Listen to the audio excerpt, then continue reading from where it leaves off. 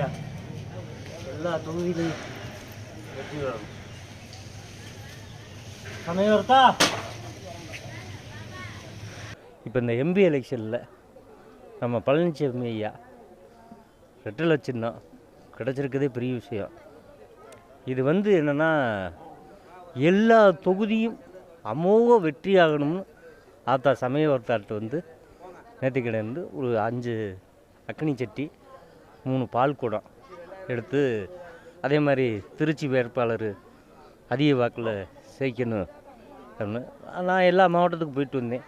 Doctor சரவணனுக்கு போனேன், அதே மாதிரி ராம்நாடு தொகுதி போனேன், சேலம், எங்கிட்ட எடப்பாடி, எல்லா மாவட்டமும் தான் போயிட்டு வந்துக்கிட்டு இருக்கேன். 17 வரைக்கும் இந்த எலெக்ஷன் துண்டு ஈஸியாக வேகமாக விலையை முடிக்கணும். நம்ம ஐயா எடப்பாடி ஐயா அதிக வாக்கு வித்தியாசத்தில் ஜெயிச்சு வரணும், வரவும் மக்களுக்கு எல்லாமே நல்லது பண்ணணும்னு ஆத்தா சமயவர்த்தாள்கிட்ட சொன்னால் தானே இது நடக்குது. சரி, இப்போ எடப்பாடி பழனிசாமி எதிர்கட்சிகள்லாம் பாதம் தாங்கி பழனிசாமின்னு சொல்லிட்டு விமர்சனம் பண்ணுறாங்க. அதை நீங்கள் எப்படி பார்க்குறீங்க?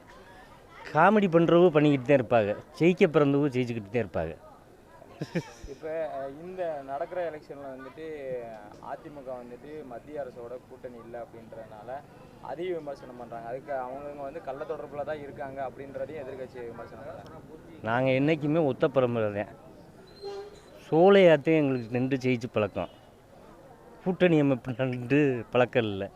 அதனால் எடப்பாடியாக தான். அவர் ஒரு விவசாயி, அவருக்கு அந்த விவசாயத்துடைய கஷ்டங்கள் நஷ்டங்கள் எல்லாமே தெரியும். அதனால் பேசுகிறவு பேசிக்கிட்டே இருக்கட்டும், தூத்துறவுகள் தூத்திக்கொண்டே இருக்கோம், ஜெயிக்கிறவர்கள் நாங்கள் ஜெயிச்சுக்கிட்டே இருக்கிறோம். பழனிசாமியா ஜெயிக்கிற போது நீட்டாக ஜெயிச்சு வந்துக்கிட்டே இருப்பார். இப்போ மத்தியில் எந்த ஆட்சி அமையணும்னு உங்களுக்கு எது விருப்பம் இருக்காங்க? உங்களோட கருத்து, மத்தியில் யார் ஆட்சி அமைச்சா உங்களுக்கு இந்த மக்கள் பாதுகாக்க போடுவாங்க? நாங்கள் எப்போவுமே ரெட்டலை தான், ரெட்டலை அமைஞ்சாத்தே நல்லதுன்னு நாங்கள் நினைப்போம்.